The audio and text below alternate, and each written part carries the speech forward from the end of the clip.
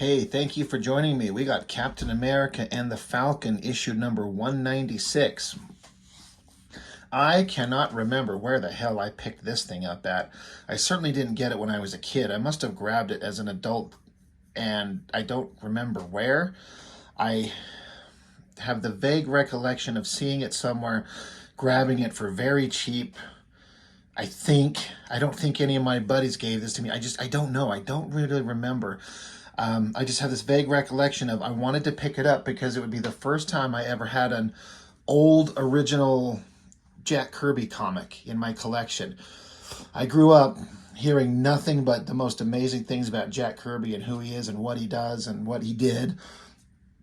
And it's all true. So I wanted to get some, like a comic, like have a reading experience on a Jack Kirby comic. Now, whenever I must have got this, I like I said, I don't remember when. I think I've had it for a couple of years, and I just kind of sat it aside.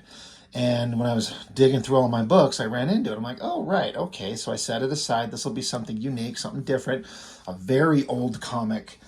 And it's Kirby, so there's automatically something really interesting about it. And I get to experience a Jack Kirby comic for the first time. It's just a really interesting thing. Not that I'm implying better or worse, but when you see what old comics look like and what new comics look like, I picked this up just this week. It's brand new. And, both are valid, but both have their charm and their things that make them interesting. It's just kind of, to me, I'm just kind of like expressing how interesting it is to just see how different comic books can look with the old newsprint and the limited color palette versus new paper, new bright, vibrant coloring. There's kind of a charm and about something interesting about this classic old look, but I don't know. It depends on the material that's being presented as which you might want to consider that's best. Anyway, I just thought it'd be interesting to compare them side by side for just half a second, an old comic and a new one. So if I was any kind of like a super informed guy on comics, I mean, I know some stuff, but I don't know everything, and I'm certainly not super educated on the old stuff. Is Captain America and the Falcon, is this like... there was a Captain America title. Is this different? Was there two titles? Was there Captain America and then Captain America and the Falcon? Or is it just, it's always been Captain America? Because I wonder, because this issue is from 1976. Let me double check that. Yes, which is 1 year before I was born. And it's up to issue 196, and it's sold for 25 cents. It's just shocking to me to see a comic book for that price. But of course, 25 cents in 1976 is a whole different thing. Comics were more of a, I think they were kind of considered to be like a disposable medium. You read them, you have some fun, and then you get rid of it and you move on. And of course, we all want to keep them. I did. I didn't collect comics for their monetary value or their collectability. I collected them because I enjoyed them, but I also wanted to take care of them because I wanted to revisit them as often as I ever wanted to. But this old newsprint and this basic kind of flat colors, and it's just kind of interesting. I don't know how to word it, like to hold this old comic. And this is not, again, I was saying recently, like old comics to me, I think of are like 50s and 60s, I guess 70s too. But I don't know. I wonder when was this printed? Where was it printed? Who owned it at first? Where did it originate? What shop was it sold at? Who owned it? Was it in somebody's garage forever? Did somebody sell it off and it ended up in like a dollar bin somewhere, wherever I may have found it, or however I got a hold of it? I just kind of think about these kind of things when you have this old thing. And this, again, this isn't super old, but I think the same kind of thing about when I have I find a penny that's old. I've got one from like 1908, and you wonder how many hands it's been in, how many pockets it's been in, where did it travel, where has it been? I don't know. I'm kind of getting off the topic here. So anyway, what I was getting at is this Captain America and the Falcon, is this a separate title from Captain America, or is this just Captain America and then they just added the Falcon because they're together? But to be 196 issues in at 1976, like Captain America has been around forever. It's an interesting thing. The inside page is all this advertisements for chintzy knick-knack things. There was a lot of Star Trek stuff in here, which I was really surprised at. I think, I'm trying to remember, what year did that motion picture come out? No, this was after, yeah. That's really interesting because there's Star Trek spaceships, there's Star Trek flying spaceships, an exploration set, a communicator, a phaser, a tricorder, Star Trek blueprint, Star Trek coins, the bridge, t-shirts, like a whole thing of Star Trek. Because, right, yeah, the Star Wars came out in 77, and then that interest in sci-fi propelled Star Trek to make the first movie. So it's just interesting there's so much Star Trek stuff in here. But all this ridiculous kind of fun stuff that you wonder, it sounds cool, but was it all just a bunch of junk? But editor, writer, and artist, meaning penciler, because we have inker and letterer, Jack Kirby. So I sat down earlier today, about 8 hours ago, sat right here at my table this morning, flipped this open and gave it a good proper read, like experienced it, read the story, took in the artwork, and I was a little bit kind of disappointed. But it's because the comic is made in a specific era with a specific kind of mindset and sensibilities and interest and an audience. This is a comic book for children. And that's fine. That's what they're supposed to be. That it's nothing wrong with a comic book being written for children and then judging it decades later when it doesn't meet my adult sensibilities. The story is so poorly told from a more mature approach. It's really silly. It's just so ridiculous to see these grown-ass characters acting so ridiculous. And I'm not trying to talk negatively about Jack Kirby. I don't know how his writing has ever been regarded. I really don't. I don't know. I know that he's created things. There's all these talks about these characters that he created for Marvel and DC. His legacy is obviously well cemented, and he's a legend. And so if I say that I was kind of disappointed in this, it's a one-off, and it's a comic made in a certain era. It just reads so silly. It's for children, and it was, I don't want to say hard to get through, but I would never read this thing again. And I don't know. Let's just get into it. Jack Kirby, editor. He's his own editor, writer, and penciler, inked and lettered. This is something that was interesting to me, to see that the same guy who inked it also did the lettering. I don't know that I've ever seen that before outside of like creators who do everything, write it, pencil, ink it, letter it. So the inker, D. Bruce Berry, inked and lettered. Consulting editor, Marv Wolfman. Colors by Janice Cohen. So that's an awesome kind of splash page by Kirby, Captain America fighting. The story started out, it's a new society hidden like a dagger and sharpened for a death blow at the heart of the United States grows and thrives beneath the Western Badlands. Like, what are the Western Badlands? Like some of the desert areas? I live in Utah. I'm in the West. I don't know of any place called the Badlands, but there's a lot of like not awesome kind of deserty areas, I guess, if that's what they're talking about. Hideous, in fact, as well as contempt. The new society is a place of cruelty and cultism. Now read Kill Derby. And so Captain America is beating the shit out of some armored guy. And the guys are like, who entered this madman into the Derby? He won't obey the rules. Already, I'm like, what? What is going on? Now this I liked. Splash page, double splash page. And I know my understanding is this is very much like a Kirby thing. I don't know. I mean, did he popularize this? Did he bring this into the mainstream? Did he create this visual concept?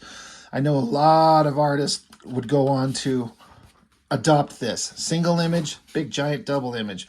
I like this drawing. It has so many of those things that about Kirby's artwork, which again, I am not a expert on. I'm just speaking purely from a guy who draws and pays attention to the work. This weird mask, these designy things, this very unique angular kind of shapes on the face, the nose, the mouth here. It's all a very unique Jack Kirby vibe, and I'm trying to make sense of some of these. Like, you got this guy's hand, he's holding some kind of stick. I don't know what this thing is supposed to be, but it's just a bunch of technological weirdness.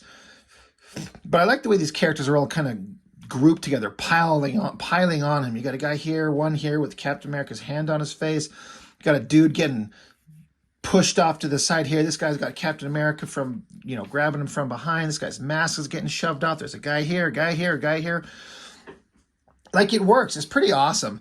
But the dialogue is, it's the text explaining the story and the dialogue.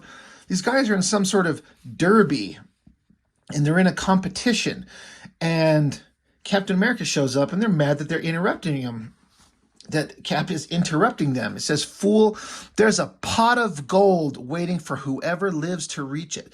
Now, this pot of gold will be referenced multiple times. It's just interesting that in 76, this concept of it's a pot of gold, like that, I don't know. It's such a weird thing. Another thing you'll see a lot, because, on page 2 and 3, this down here says, continued after next page. Like, what is it? Why? What do you mean continued after next page? Just a big double-page ad of more nonsense.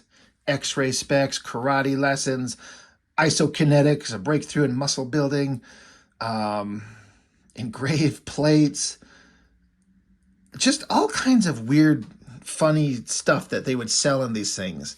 I wonder if these companies made a lot of money from putting these ads in these comics. But there's a lot of double-page ad spreads in these things that we'll see that continued on next page thing. And then, of course, seeing this, it reminds me of like the How to Draw Comics the Marvel Way, where there was a lot of Jack Kirby kind of artwork in there to reference. And the 6-panel page setup is used very strictly in these things. Even though, this is still the 6-panel grid, it's just you connect the middle one to make a longer panel. And so it works completely, but I'm so used to artists just having the opportunity to get out of the double page spread kind of or not the double page spread, I'm sorry, the 6-panel grid kind of format. You can vary up your panel sizes. You can take a whole page here. You can do all kinds of crazy things. Again, this is not a critique. It's not a negative on this. It's such a classic old school comic thing. I don't know. I like it, but as an artist, I'm like, break free, draw bigger. I don't know. But that is just a minor thing. The thing that I'm kind of dancing around is just how silly this story is. He's got the strength of a wild tiger. We can't keep him down. So they get a can. This gas tank is thrust directly in Captain America in his face. In an instant, the potent spray engulfs his face in a noxious cloud. Boom, they knocked him out and they take his shield. This guy's excited because he's got the shield. They toss him into a jail cell. The Falcon's there. I don't know if this was set up in the previous issue or not. But Captain America eventually wakes up, and Falcon's like, "Hey, you're alive. We gotta stop these guys. We gotta blah blah blah blah blah blah blah." And so Cap is just kind of, getting his bearings, and then Falcon, after all this time of chit-chatting, he's like, "Cap, your left hand, it's free. Your shield is gone. They've taken your shield." And Captain America here says, "Great day in the morning. You're right. One of those kill-crazy cooks must be using it in the derby." And then he's just freaking the fuck out. The loss of his shield is a terrible blow to Cap. He roars in anger. "That shield must not become part of a degrading spectacle. This murder sport will make it a symbol of shame." Like, it's so silly. Captain America would not forget he doesn't have his fucking shield on his hand. And he'd be like, "Yeah, they took it from me. We got to get out of here. We got to get it back. Let's go." But again, these are comics written in the 1976. Oh yeah, continued on next page.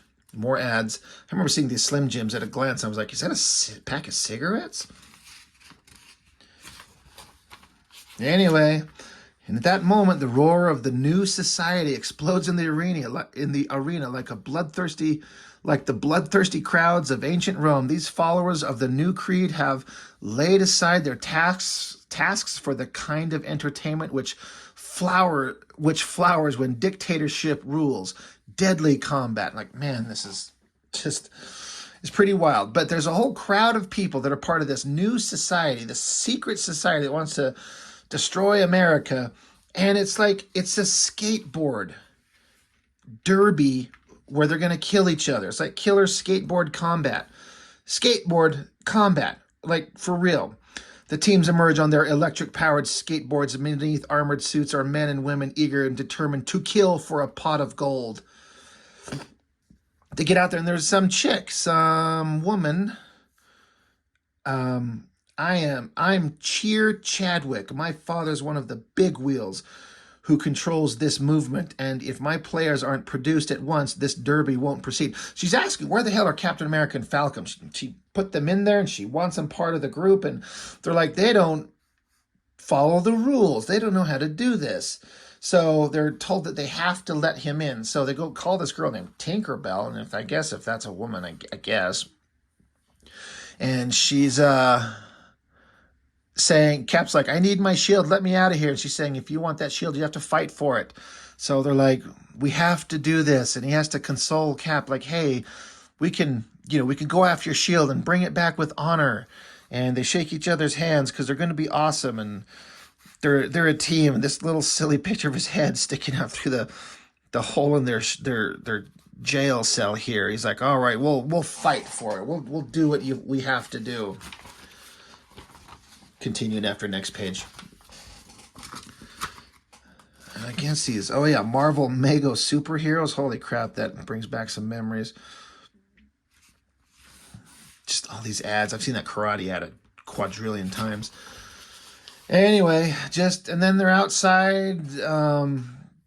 These soldier guys are trying to track down some kind of vehicle that's out here. The dialogue is all so very classic old 1970s Marvel comics. It's just silly.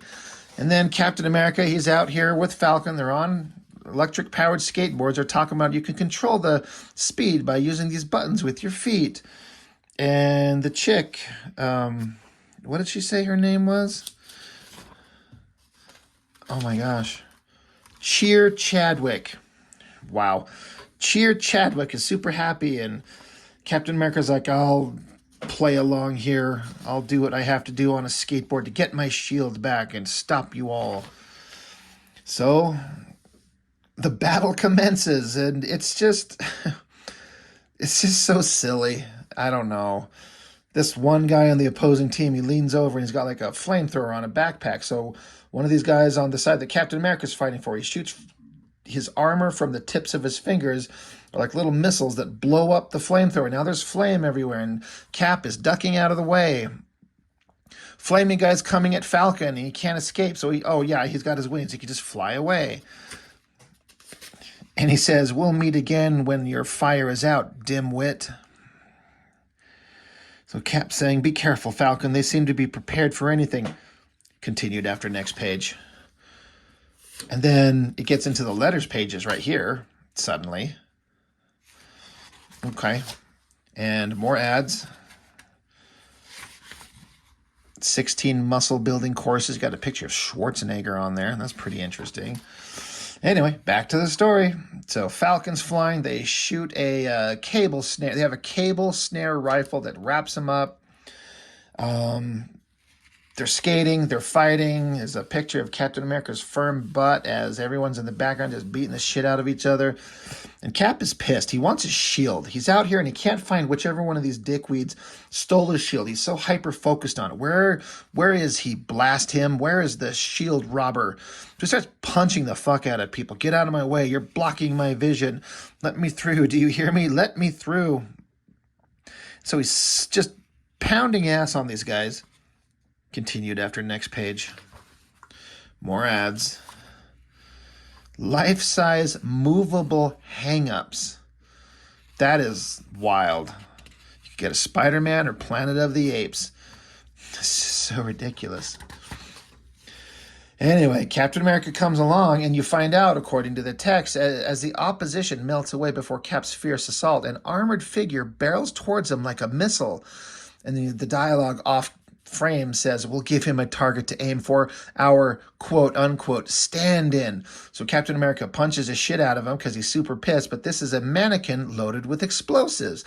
So blowing up right near a whole bunch of explosives right next to it, Captain America gets blasted away. And these guys are outside still looking for some kind of vehicle. These soldiers, they find this vehicle. I don't know that this had anything to actually really resolve the story. I mean, it must be something that started in a previous issue and going to get wrapped up in the next one, because I don't know. That's an interesting Kirby kind of drawing here with the helmet and the guy's face in his soldier outfit. That's kind of cool looking. Captain America miraculously survives the explosion. But, oh yeah. Continued after next page. And this was just ridiculous. Spider-Man and the Cupcake Caper for, I don't know if they're Hostess. Yeah, Hostess Cupcakes. Yeah, Peter Parker sees an enemy. He's like, oh, excuse me, MJ, for a minute. She says, you have this thing, Tiger, and I hate it, where every time there's trouble, you disappear. He's like, relax, MJ. All I want to do is get some milk to have with these Hostess cupcakes. Sure, Peter, anything to avoid reality, but at least this time you left me with a really delicious snack. Devil's food cake, chocolatey icing, creamy feeling. Peter, all she wants is a creamy feeling. Just stay with her. Come on, dude. Anyway, he goes outside. He's like, I hate having Mary Jane think I'm a coward, but there's no other way I can slip into my Spider-Man role, and only Spidey can handle Man Mountain Marco. So he webs him up, says a stupid little line, and he takes off, and he's like, thanks, guys. Meanwhile, I've got to deliver a grade A. I've got a quart of grade A to deliver. And then he just comes back. Sorry it took me so long, MJ, but I got distracted. No sweat, Peter. These Hostess cupcakes you left with me were a lot more rewarding to me than you've ever been. He's like, brother, if she only knew. So, man, they've got him being like a dummy, and she got her acting like a fucking cunt.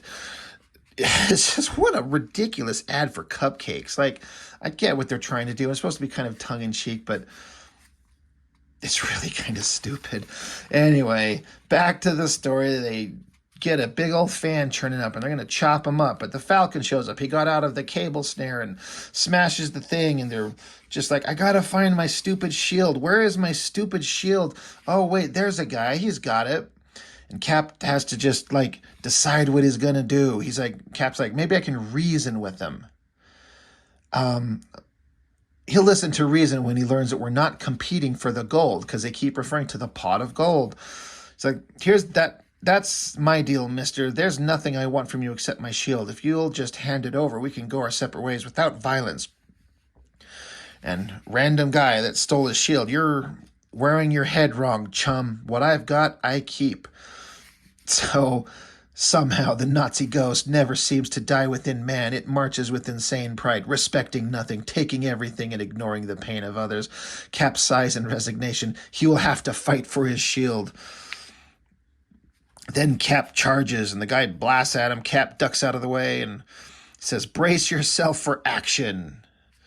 Action comes, but in a totally unexpected way. Next issue, read, The Rocks Are Burning. Don't miss it. And that's the end of the story. So it's a cliffhanger leading into the next issue. So it's got all these things that are classic and cool. Again, the 6-panel grid, Jack Kirby artwork, old school comic action. But the dialogue and the way the story is told is so, like, I could never read a whole series of this stuff.